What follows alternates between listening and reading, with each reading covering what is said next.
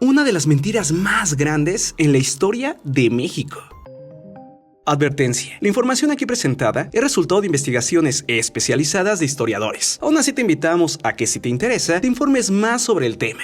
Cada 13 de septiembre en todas las escuelas de México se recuerda la heroica batalla de los niños héroes de 1847, en la cual se nos cuenta que se enfrentaron unos pocos jóvenes cadetes contra el ejército estadounidense que intentaba tomar el Palacio de Chapultepec. Se nos decía que en esa batalla, 6 niños que eran cadetes se quedaron a defender el castillo, y uno de ellos, llamado Juan Escutia, al ver que tenían la batalla perdida, se enrolló la bandera mexicana y saltó al vacío para que ésta no cayera en manos del enemigo. Pero ¿qué pensarías si te dijera que esa historia no es tan cierta y que mucho de lo que nos enseñaron en la escuela sobre esto es mentira? Para comenzar, según escritos y publicaciones de la época que relataban lo sucedido, obviamente no fueron 6 cadetes los que se enfrentaron al ejército de Estados Unidos, sino realmente fue una dura y gran batalla, donde participaron alrededor de 800 soldados mexicanos, apoyados por aproximadamente 400 integrantes del batallón de San Blas y medio centenar de cadetes del colegio militar que se encontraba en el castillo. Al finalizar la batalla, las cifras fueron escalofriantes. Cerca de 400 soldados mexicanos huyeron, 600 fueron brutalmente asesinados y 6 cadetes perdieron la vida. Es por eso que en esa batalla, para comenzar, deberíamos siempre recordar a todos los caídos, y no solo a los llamados niños héroes. Ahora bien, por otra parte, existen muchas teorías y discusiones acerca de los llamados niños héroes, llegando al grado tal que algunos investigadores aseguran que los nombres, los rostros y la historia de los niños héroes fueron solo un invento del gobierno mexicano para impulsar el amor y el orgullo por la patria después de haber sufrido esa terrible derrota. Sí, para que los mexicanos pensaran, perdimos, pero de manera heroica. Por otro lado, hay investigaciones que afirman que los cadetes sí existieron, pero que no eran unos niños, indicando que Francisco Márquez y Vicente Suárez, los más jóvenes, tenían 14 años, Agustín Melgar y Fernando Montes de Oca tenían 18, que Juan de la Barrera oscilaba entre los 19 y Juan Escutia entre los 20 años. Pero, ¿qué dicen las pruebas sobre esto? Bueno, se tiene certeza que sí existieron 3 de ellos, esto por los registros, los cuales fueron Agustín Melgar, Fernando Montes de Oca y Vicente Suárez. Además, aunque la historia oficial dice que todos los cadetes recibieron la orden de abandonar el castillo de Chapultepec, que en ese tiempo era un colegio militar, y que solo alrededor de 50 de ellos decidieron quedarse para defender el lugar, según algunos investigadores, muchos cadetes realmente se quedaron atrapados entre las balas por no salir a tiempo. Entre ellos, algunos alumnos del colegio que habían sido arrestados por encontrarse ebrios. Es decir, no todos los cadetes estuvieron en la batalla por voluntad propia. Ahora bien, no existen pruebas de la existencia de un cadete llamado Juan Escutia, ya que no hay registros de él en el colegio militar. Y es que, según estudios recientes, se sabe que sí existió un soldado del batallón de San Blas y que su verdadero nombre era Juan Bautista Pascasio Escutia Martínez, que al ser herido cayó desde lo alto de la ladera oeste del castillo, pero aunque peleó en la batalla, nunca se enrolló en la bandera. Lo que sí es una realidad es que la bandera sí fue tomada por los estadounidenses como trofeo de guerra y fue devuelta a México hasta 1950, sí, más de 100 años después. Es así que, según investigaciones, la historia de Juan Escutia y la bandera nunca ocurrió. Ahora bien, hay otro tema polémico sobre los niños héroes, y es que existe muy cerca del castillo de Chapultepec un monumento donde supuestamente están los cuerpos de los 6 niños héroes, pero muchos investigadores aseguran que esto no es así. Y es que en 1947 el presidente de Estados Unidos y el de México asistieron a la conmemoración de los 100 años de la guerra entre ambos países, y ahí el presidente de Estados Unidos dijo: un siglo de rencores se borra con un minuto de silencio. Esta frase no fue bien recibida por los mexicanos y generó gran rencor hacia el país del norte y mucha molestia con el gobierno, porque el presidente mexicano no le respondió al presidente de Estados Unidos. Se dice que por esa razón, para apaciguar los ánimos y hacer quedar bien al presidente de México, casualmente, al poco tiempo, una noticia ocupó las primeras planas de los diarios. Esta era que se habían encontrado 6 calaveras que se decían pertenecían a los niños héroes. Fue así que se les creó en 1952 un monumento para que se guardaran esos restos. Actualmente todo indica que esto fue un fraude orquestado por el gobierno. Es así que, según investigaciones, el gobierno mexicano durante muchos años ha cambiado y manipulado la historia y hasta ha inventado héroes que nunca existieron. Y por otro lado, ha eliminado personas que para muchos sí lucharon por la patria. Y es que sí existió un niño héroe del cual casi nadie habla, quien sí era cadete en esa época en el colegio militar y con solo 15 años luchó en esa batalla y resultó herido. Fue capturado por el gobierno de Estados Unidos y estuvo encarcelado por 6 meses. Por si fuera poco, ese niño creció, hizo carrera militar, se convirtió en político y a los 27 años llegó a ser el presidente más joven en la historia de México. Pero ¿por qué ese hombre no es considerado un héroe y en cambio es considerado un traidor. Bueno, porque ese hombre era un conservador y acusaba que Benito Juárez y los liberales eran unos títeres de Estados Unidos y por tal motivo luchó contra ellos, pero fue derrotado gracias a la intervención de Estados Unidos a favor de Juárez. Por tal motivo ese hombre huyó de México, pero regresaría al país a apoyar a Maximiliano cuando los franceses lo abandonaron. Es así que este hombre luchó junto a Maximiliano contra Juárez, pero fueron derrotados y terminarían juntos siendo fusilados en el Cerro de las Campanas. Se dice que sus últimas palabras fueron "Viva México". Su nombre era Miguel Miramón. Sus restos fueron depositados en el cementerio de San Fernando en la Ciudad de México, pero cuando años después su esposa se enteró que Juárez iba a ser enterrado en ese mismo cementerio, ordenó que se movieran los restos de su esposo a la Catedral de Puebla, donde hoy todavía se encuentran. Es así que para muchos investigadores, en la historia oficial de México hay muchas mentiras, a tal grado que hasta existen personajes inventados. Además que realmente tampoco existen héroes o villanos, sino solo mujeres y hombres que lucharon por sus intereses y lo que creían, y que gracias a ellos se forjó este país, no importando si son o no recordados por la historia.